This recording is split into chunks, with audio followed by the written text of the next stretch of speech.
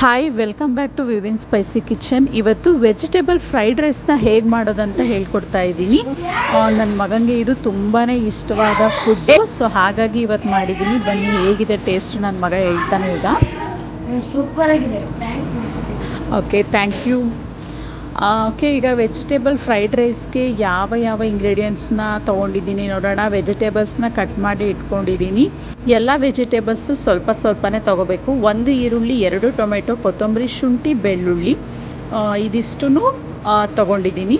ಮೊದಲನೇದಾಗಿ ಒಂದು ಪ್ಯಾನ್ನ ತೊಗೊಂಡು ಆ ಪ್ಯಾನಿಗೆ ಸ್ವಲ್ಪನೇ ಎಣ್ಣೆ ಹಾಕ್ತಾಯಿದ್ದೀನಿ. ಸ್ವಲ್ಪ ಎಣ್ಣೆ ಹಾಕಿ ಅದು ಕಾದ ನಂತರ ಅದಕ್ಕೆ ಈಗ ಈರುಳ್ಳಿನ ಹಾಕ್ತಾಯಿದ್ದೀನಿ. ಹೆಚ್ಚಿಟ್ಕೊಂಡಿದ್ದಂತಹ ಈರುಳ್ಳಿನ ಹಾಕಿ ಇವಾಗ ಫ್ರೈ ಮಾಡ್ಕೊಳ್ಳೋಣ. ಈರುಳ್ಳಿ ಚೆನ್ನಾಗಿ ಫ್ರೈ ಆಗೋ ತನಕ ವೆಯ್ಟ್ ಮಾಡಬೇಕು. ಬನ್ನಿ, ಇವಾಗ ನೆಕ್ಸ್ಟ್ ನಾವು ಶುಂಠಿ ಬೆಳ್ಳುಳ್ಳಿನ ಪೇಸ್ಟ್ ಮಾಡೋಣ. ಈಗ ಒಂದು ಜಾರಿಗೆ ಶುಂಠಿ ಮತ್ತು ಬೆಳ್ಳುಳ್ಳಿನ ಪೇಸ್ಟ್ ಮಾಡ್ಕೊಳ್ತಾ ಇದ್ದೀನಿ. ಶುಂಠಿ ಬೆಳ್ಳುಳ್ಳಿ ಪೇಸ್ಟ್ ಆದ ಮೇಲೆ ನೆಕ್ಸ್ಟ್ ಇವಾಗ ಈರುಳ್ಳಿ ಫ್ರೈ ಆಗಿದೆ. ಈರುಳ್ಳಿ ಫ್ರೈ ಆದ ನಂತರ ಇವಾಗ ಅದಕ್ಕೆ ಟೊಮೆಟೊ ಆ್ಯಡ್ ಮಾಡ್ತಾಯಿದ್ದೀನಿ.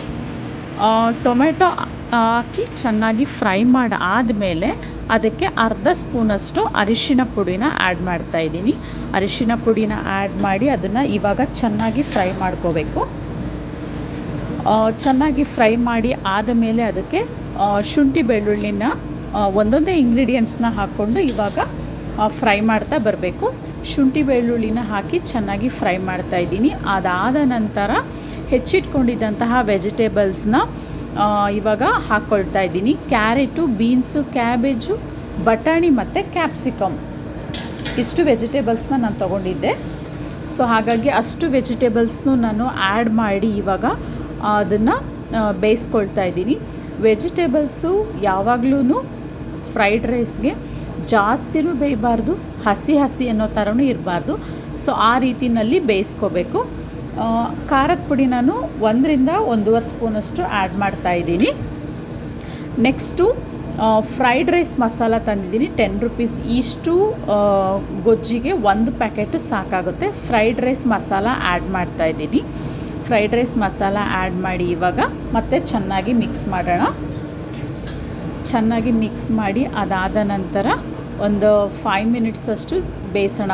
ಆದಷ್ಟು ಸಣ್ಣ ಊರಿನಲ್ಲೇ ನಾವು ಫ್ರೈಡ್ ರೈಸ್ನ ಬೇಯಿಸ್ಕೋಬೇಕು. ಯಾಕಂದರೆ ಇದಕ್ಕೆ ನೀರು ಆ್ಯಡ್ ಮಾಡಲ್ಲ. ಸೊ ಹಾಗಾಗಿ ಸಣ್ಣ ಊರಿನಲ್ಲೇ ಬೇಯಿಸ್ಕೋಬೇಕು. 1 ರಿಂದ 1.25 ಸ್ಪೂನಷ್ಟು ಉಪ್ಪನ್ನ ಆ್ಯಡ್ ಮಾಡ್ತಾಯಿದ್ದೀನಿ. ಉಪ್ಪನ್ನ ಆ್ಯಡ್ ಮಾಡಿ ಆದ ನಂತರ ಇವಾಗ ಮತ್ತೆ ಅದನ್ನು ಚೆನ್ನಾಗಿ ಮಿಕ್ಸ್ ಮಾಡಿ ತರಕಾರಿ ಎಲ್ಲ ಇಂಗ್ರೀಡಿಯೆಂಟ್ಸ್ನು ಬೇಯೋದಕ್ಕೆ ಬಿಡೋಣ. ಆದಷ್ಟು ಸ್ವಲ್ಪ ಕೈ ಆಡ್ತಾನೆ ಇರಬೇಕು. ಯಾಕಂತಂದರೆ ಹೇಳಿದ ಹಾಗೆ ನೀರನ್ನು ಹಾಕಿರಲ್ಲ, ಎಣ್ಣೆನಲ್ಲೇ ಬೇಯಿಸೋದು. ಹಾಗಾಗಿ ಸ್ವಲ್ಪ ಆಯಿಲ್ ಮುಂದೆ ಇರಬೇಕು ಈ ವೆಜಿಟೇಬಲ್ ಫ್ರೈಡ್ ರೈಸ್ಗೆ. ಈಗ ತರಕಾರಿ ಎಲ್ಲ ಚೆನ್ನಾಗಿ ಮಿಕ್ಸ್ ಆದಮೇಲೆ ಈಗ ಕ್ಲೋಸ್ ಮಾಡೋಣ. ಸಣ್ಣ ಊರಿನಲ್ಲಿ 5 ನಿಮಿಷದಷ್ಟು ಅದನ್ನು ಕ್ಲೋಸ್ ಮಾಡಿ ಇಡೋಣ. ಈಗ ನೋಡಿ, ಈ ರೀತಿಯಲ್ಲಿ ಎಣ್ಣೆ ಎಲ್ಲ ಬಿಟ್ಕೊಂಡಿದೆ. ಈ ರೀತಿಯಲ್ಲಿ ಎಣ್ಣೆ ಎಲ್ಲ ಬಿಟ್ಕೊಂಡಾದಮೇಲೆ ಮತ್ತೆ ಇವಾಗ ಅದನ್ನು ಮಿಕ್ಸ್ ಮಾಡೋಣ. ಮತ್ತೆ ಮಿಕ್ಸ್ ಮಾಡಿ ಮತ್ತೆ ಇನ್ನು ಜಸ್ಟ್ 2 ರಿಂದ 3 ನಿಮಿಷದಷ್ಟು ಮತ್ತೆ ಬೇಯೋದಕ್ಕೆ ತಟ್ಟೆ ಕ್ಲೋಸ್ ಮಾಡೋಣ. ಈಗ 2 to 3 ಮಿನಿಟ್ಸ್ ಕಂಪ್ಲೀಟ್ ಆಗಿದೆ. ಇದಾದ ಮೇಲೆ ಫ್ರೈಡ್ ರೈಸು ಕಂಪ್ಲೀಟಾಗಿ ರೆಡಿಯಾಗಿದೆ. ಇನ್ನು ನೆಕ್ಸ್ಟ್ ಒಂದು ಇಂಗ್ರೀಡಿಯೆಂಟ್ಸು ಸೋಯಾ ಸಾಸು. ಇದನ್ನು 1 ರಿಂದ 2 ಸ್ಪೂನಷ್ಟು ಸೋಯಾ ಸಾಸನ್ನ ಆ್ಯಡ್ ಮಾಡಬೇಕು. ಅದಾದ ನಂತರ ನಿಮಗೆ ಟೊಮೆಟೊ ಸಾಸ್ ಬೇಕು ಅಂತಂದರೆ ಹಾಕ್ಕೋಬೋದು, ಇಲ್ಲ ಅದು ಆಪ್ಷನಲ್ಲು. ಈಗ ಫೈನಲಿ ಎಲ್ಲ ಇಂಗ್ರೀಡಿಯೆಂಟ್ಸು ಆಗಿ ಫ್ರೈಡ್ ರೈಸ್ನ ಗೊಜ್ಜು ರೆಡಿಯಾಗಿದೆ. ಈ ರೀತಿಯಲ್ಲಿ ಮಾಡಿ ನಿಮ್ಮ ಮನೇಲಿ ಮಕ್ಕಳಿಂದ ಹಿಡಿದು ದೊಡ್ಡವ್ರಿಗೆ ಎಲ್ಲರಿಗೂ ಫ್ರೈಡ್ ರೈಸ್ ಇಷ್ಟ ಆಗುತ್ತೆ. ಈ ರೆಸಿಪಿ ಇಷ್ಟ ಆದಲ್ಲಿ ನಮ್ಮ ಚಾನಲ್ಗೆ ಸಬ್ಸ್ಕ್ರೈಬ್ ಮಾಡಿ, ಲೈಕ್ ಮಾಡಿ, ಶೇರ್ ಮಾಡಿ. Thank you for watching.